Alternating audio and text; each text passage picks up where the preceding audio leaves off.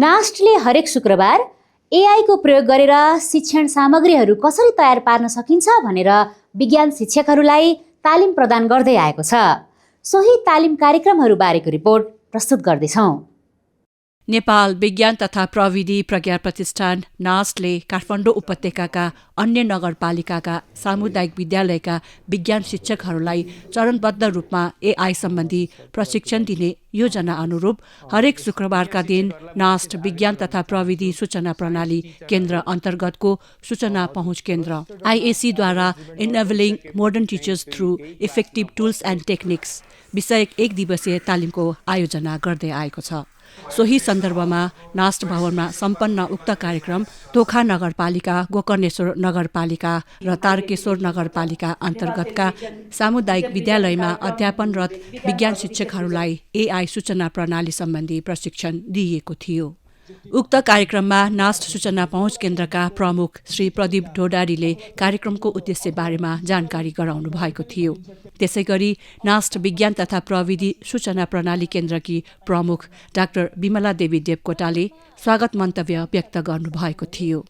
सोही अवसरमा तालिमको उपादेयता र यसको महत्त्वका साथै नास्टको भूमिकाको बारेमा प्रतिष्ठानका सचिव डाक्टर रविन्द्र प्रसाद ढकालले प्रकाश पार्नु भएको थियो।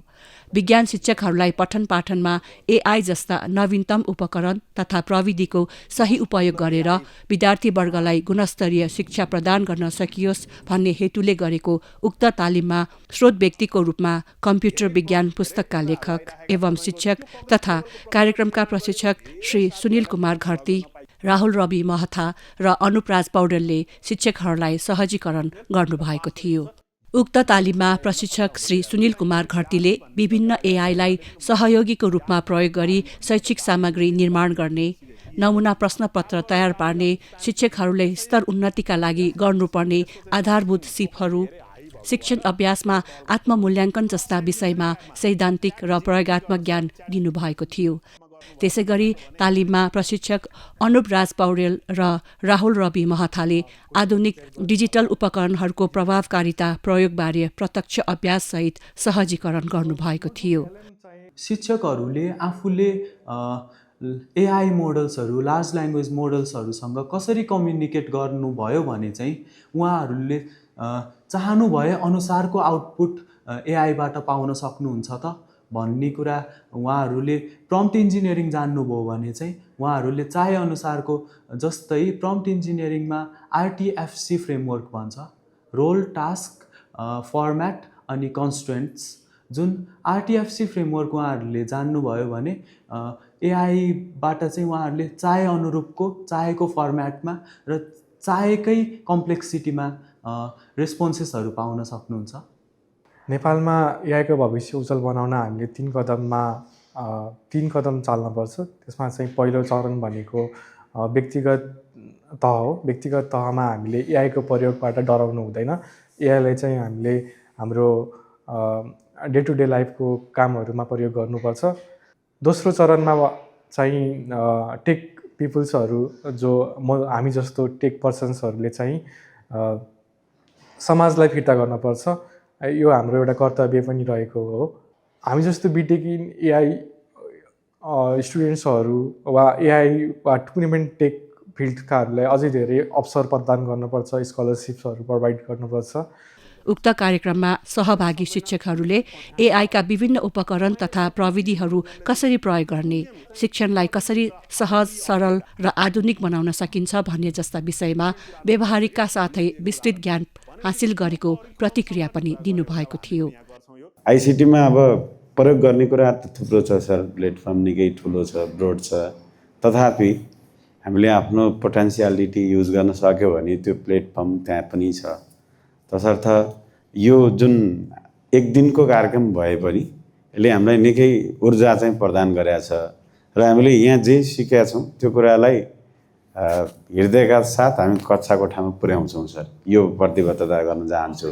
यो चाहिँ असाध्यै राम्रो लाग्छ। अब यसमा सबै कुरा समेटेर राम्रोसँग लान नसकिने, थोरै धेरै भए पनि अलिकति फड्को चाहिँ मार्ने थियौँ कि यो आइसिटी सम्बन्धी हामी चाहिँ धेरै नै पछि परेको हुनाले अहिलेको युगको खाँचो पनि भएको हुनाले हामीलाई अझै पनि यस्ता तालिमहरू अथवा यस्तो ओरिएन्टेसनहरू होइन केही अझै पनि दिनुभयो भने हामी पनि यसमा सहभागी पनि हुनेछौँ। अहिलेको बच्चाहरूसँग हामीले डिल गर्दै गर्दाखेरिमा without AI or without technology हामी क्लासरुममा छिर्दै गर्दाखेरिमा चाहिँ हामीले उहाँहरूको एक्सपेक्टेसनलाई मिट गर्न नसक्ने, इन्ट्रेस्टलाई मिट गर्न नसक्ने हुँदाखेरिमा बच्चाहरूलाई चाहिँ हामीले उनीहरूले जे सिक्न खोजिरहेका छन्, जसरी सिक्न खोजिरहेका छन् त्यो हिसाबले सिकाउन नसक्दाखेरिमा चाहिँ अहिले बच्चाहरू चाहिँ पढाइबाट ब्याक भइरहेको हो कि जस्तो फिल भइरहेको अवस्थामा यस्ता ट्रेनिङहरू टिचरहरूलाई उपलब्ध गराउँदाखेरिमा चाहिँ बच्चाहरूको एक्सपेक्टेसन अनि हाम्रो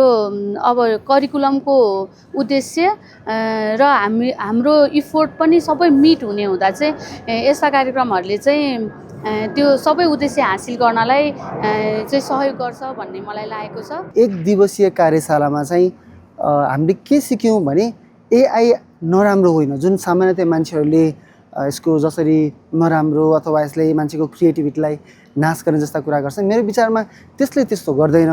यसलाई प्रयोग गर्ने तरिका फरक छन्, जसमध्ये यदि शिक्षकले साँच्चै चाहने हो भने आफ्नो इफिसियन्सी बढाउन सक्छ, आफ्नो कम समयमा आफ्नो रिजल्ट राम्रो दिएर विद्यार्थीहरूलाई अझ इन्ट्रेस्टिङ तरिकाले पाठलाई सहज र एक प्रकारले ह्यान्ड्स अन एक्टिभिटी इन्भल्भ गरेर आफैले सामग्री विकास गरेर सकिन्छ भने विद्यार्थीहरूलाई अझ सहज रमाइलोसँग पढ्न अथवा पढ्न मन लाग्ने बनाउन चाहिँ सकिन्छ।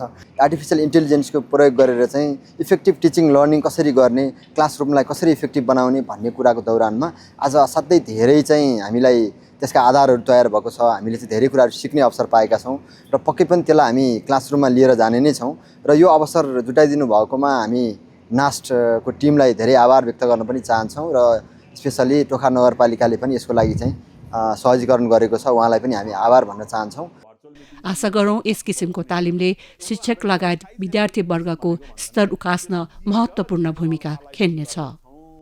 क्लासरुममा भएका इन्डिभिजुअल डिफरेन्सेस भएका विद्यार्थीहरू, डिफ्रेन्ट एबिलिटिज भएका विद्यार्थीहरू जसले भिडियोबाट सिक्न चाहने, अडियोबाट सिक्न चाहने, क्विजबाट सिक्न चाहने, फ्ल्यास कार्डबाट, माइन्ड म्यापिङ चार्टहरूबाट सिक्न चाहने विद्यार्थीहरूले पनि यो सिक्न सक्ने, एउटै कन्टेन्टलाई डिफ्रेन्ट वेबाट प्रेजेन्ट गर्न सकिने भएको हुनाले एकदमै मैले चाहिँ यो अझ बढी चाहिँ फ्रुटफुल हुन्छ भन्ने लाग्छ मलाई। त्यो चिजहरूले गर्दा हामीले टिचिङ एक्टिभिटिजमा युज गऱ्यौँ भने त्यो बच्चाले छिटो, किनकि इन्टरेक्टिभ वेमा हामीले प्रस्तुत गर्न सक्छौँ अनि बच्चालाई नै स्टुडेन्ट सेन्ट्रल वेमा हामीले केही टिचिङ प्र्याक्टिसहरू इम्प्लिमेन्ट गर्न सक्छौँ, त्यसले गर्दा फ्रुटफुल हुनसक्छ भन्ने लाग्छ। बाँचिरहेका विद्यार्थी भाइ बहिनीहरू जो 15 सेकेन्ड धैर्य गर्न पनि सक्दैन, त्यस्तो विद्यार्थीहरूलाई हामीले पुरानै ढङ्गबाट व्याख्यान विधिबाट पढाइराख्दाखेरि हामी विज्ञान शिक्षकहरू समय सापेक्ष ढङ्गले हामी अपडेट हुन जरुरी रहेछ भन्ने कुरा मलाई भित्रबाट फिल भयो। विद्यार्थीहरू पनि विभिन्न रेन्जमा बाँडिएको छ, कुनै अलिकति हाई एबिलिटीको होला, अलिक कम होला, कुनै अलिक कमजोर पनि होला। त्यस्ता खाले विद्यार्थीहरूलाई चाहिँ हामीले चाहिँ पढाइमा भन्दा पनि उनीहरूलाई भिजुअल्ली कुनै कुराहरू देखाएर तिमीहरू आफै गर भन्ने हामीले गर्न सक्छौँ। डिजिटल क्लासरुमहरूमा अहिले हामी बिस्तारै हाम्रो चाहिँ अपग्रेड पनि हुँदै गइरहेको छ। हामीले त्यसरी चाहिँ अपग्रेड गराउँदै बच्चाहरूलाई पनि नयाँ कुराहरूबाट यही सिकेको कुराहरू चाहिँ नयाँ तरिकाबाट हामी सिकाउनेछौँ। जेन वाईहरूको सम्बोधन गर्नको लागि चाहिँ पक्कै पनि आइसिटी बेस्ड हुनुपर्छ र त्यसमा आफूलाई अपडेट गर्नुपर्छ। जस्तै क्विज निर्माणदेखि लिएर हैन, क्वेसनयरदेखि लिएर त्यो सुरुमा हामीले विद्यार्थीहरूलाई अलिकति हिन्स दियौँ अथवा यसरी गर्ने भन्यो भने उनीहरूलाई पनि त्यसमा गर भनेर प्रोजेक्ट बेसमा हामीले दिन सक्छौँ। र कतिपय हाम्रा विद्यार्थीहरू यस्ता छन् जसले चाहिँ हामीलाई पनि खाइदिन्छन्, त्यही भएर हामीले जस्ट यो रहेछ है भनेर उनीहरूलाई मोटिभेट गरेर त्यो कार्यमा चाहिँ प्रोजेक्ट दिन मात्रै सक्यो भने यो चाहिँ एकदमै फ्रुटफुल हुनेछ। आगामी पुस्तामा विज्ञान गाह्रो भन्ने जुन हाम्रो कन्सेप्ट छ त्यसलाई चाहिँ ओहो यो त सजिलो रहेछ, हामी खेली हैन नेटमा च्याटमा रमाइ सिक्न सक्दा रहेछौँ भन्ने किसिमको कन्सेप्टको पक्कै विकास हुनेछ। शिक्षक केन्द्रित नभइकन सृजनशीलतातर्फ मोडेर सिकाइ गर्न सकिँदो रहेछ भन्ने कुरा चाहिँ हामीले आज सिक्न पायौँ। जुन थियो कथात्मक ढङ्गले चाहिँ प्रस्तुत गर्न सकिने, कवितात्मक ढङ्गले प्रस्तुत गर्न सकिने, त्यही विद्यार्थीलाई थाहा नपाइकन मेमोराइजेसनमा ढाल्न सकिने स्थिति हुँदो रहेछ। मैले अघि एउटा यहाँ सरहरूले सिकेअनुसारको एउटा इलिमेन्ट्स कसरी पढाउने भनेर च्याट जिपिटीलाई जेमिनीलाई सोद्धाखेरि त्यसले यति इन्ट्रेस्टिङ तरिकाले वर्डहरू जोडेर विषयवस्तुलाई इलिमेन्ट नि त्यहीँ ल्यायो, कम्पाउन्ड नि त्यहीँ ल्यायो, अत्यन्तै ढङ्गले र पिक्चरसहित ल्याएर त्यहाँ प्रस्तुत गर्यो। त्यो अत्यन्तै सराहनीय पक्ष मैले सिक्ने अवसर यहाँबाट प्राप्त गरेँ।